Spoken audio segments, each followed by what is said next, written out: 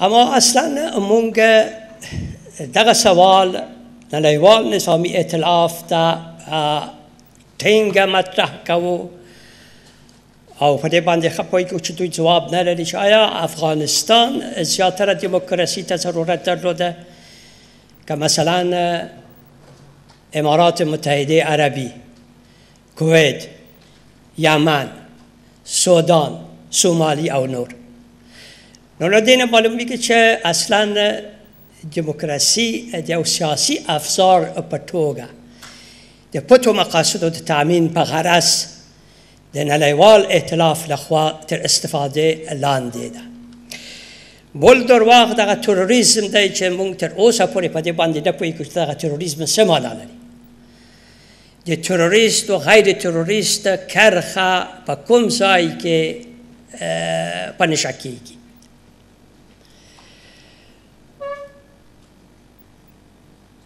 اصلا واقعیت دا دی چې بهرنۍ قوتونه د تروریزم سره مقابله لکه دیموکراسي غوندې د یو سیاسي افزار په توګه کار اخیستی او په دغه برخه کې جګړه تر اوسه پورې د څه چې غربیان وایي د تروریستانو په وړاندې ادامه لري او په دغه تروریستانو کې ښځې، ماشومان، ملکي خلک، هماغسې چې ما مخکې ویل تقریبا 80,000 نفر شامل دی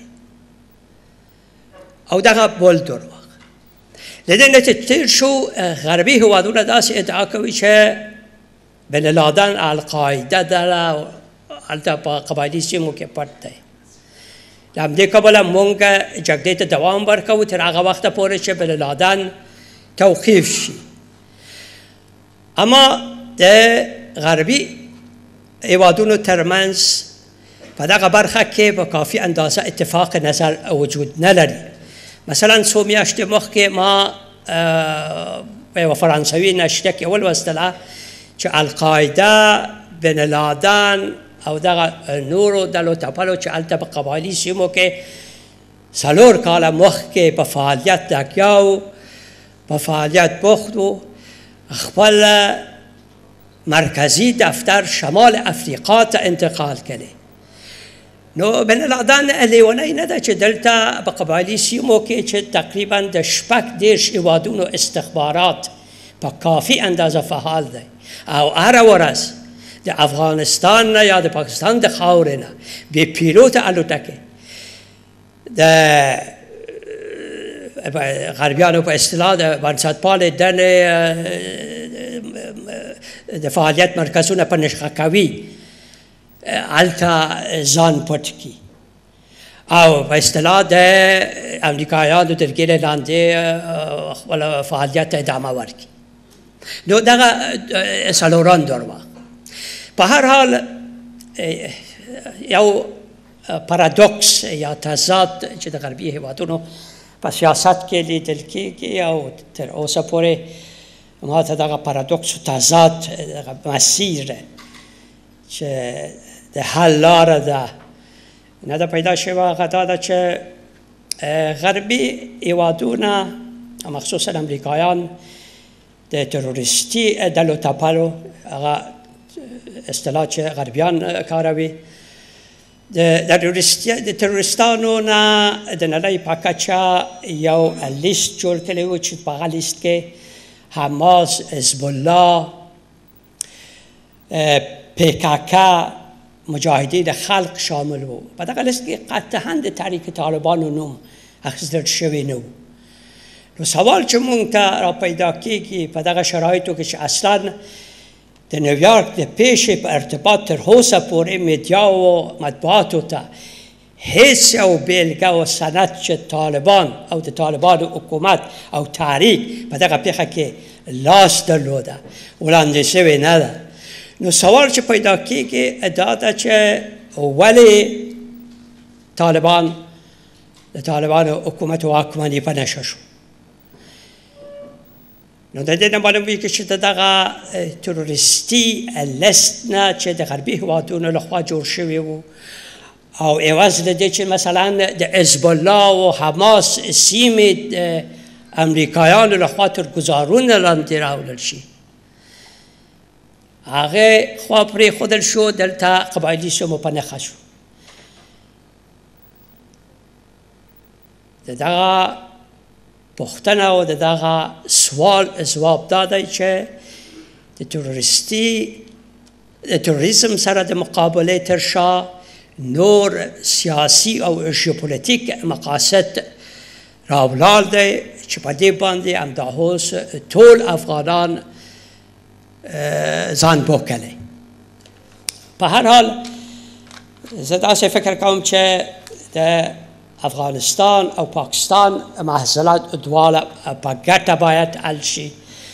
هغه ویښو چې په افغانستان کې واقع کېږي هرومرو پر پاکستان کې اثر اچوي او بالعکس. اما اصلي خبره دا ده چې مونږ باید د افغانستان په دننه په اوسنۍ شرایطو کې د هغه مصنوعي تصنعي کاذب او د افغانستان د جنگي واقعیتونو نه لرې انتخابات چې په راتلونکو میاشتو کې په نظر کې دی چې تنظیم شي، د هغه په وړاندې د تحریم دریځ ونیسو. دا یو مطلب. بل مطلب دا چې د یو بېطرف ناپیلې موقتي حکومت د جوړېدو دپاره چې د وسلوال مقاومت د موافقت پر بنسټ باندې جوړېږي، د هغه نه ملاتړ وکړو. او دریم دا چې دغه حکومت په یو مناسب وخت د بهرنیو قوتونو د وتلو دپاره یو مهالویش ټاکي او بالاخره په دغه موده کې چې بهرنیو قوتونو د الزام له مخې د دې لپاره چې افغانستان امنیتي ارګانونه چې په ځانګړې توګه افغانستان امنیت تامین کړي نه لري، په دې حساب موږ باید د بهرنیو قوتونو د لنډمهال حضور دپاره د اصول و قانون په چوکات کې لارې چارې ولټوو او په دغه برخه کې بین المللي قوانین په کافي اندازه روشنی و رڼا لري. افغانستان او پاکستان او په ځانګړې توګه افغانستان د دوه افراطیت سره مخ دی. یو غربي افراطیت، دموکراتیک افراطیت. دموکراتیک افراطیت ملي واکمني نه پېژني. د جګړې په ساحه کې قوانین نه مراعاتوي. په پردیو هیوادونو کې ځان ته زندانونه جوړوي، بومي اتوا په زندانونو کې اچوي، عذابونه و شکنجې ورکوي او په لنډه توګه غواړي چې خپل اهداف د قوانینو نه پرته، د قوانینو نه لرې د نړۍ په کچه تأمین کړي او وړلټوي. مذهبي افراطیت د تمدن د ارزښتونو سره مخالفت کوي. د ښځو حقوق، بشر حقوق، دموکراسي د انسان د لاسته راوړنې د یو اصل په توګه د مذهبي افراطیت لخوا نه منل کېږي. موږ څنګه کولی شو چې دغه دوه افراطیت نه ځان وژغورو؟ دغه کار فقط د دوامدار او مستمر مبارزه چې په هغه کې له یوې خوا احتیاط او له بلې خوا واقعبیني په نظر کې ونیول شي ترسره کېدای شي. ستاسو نه مننه.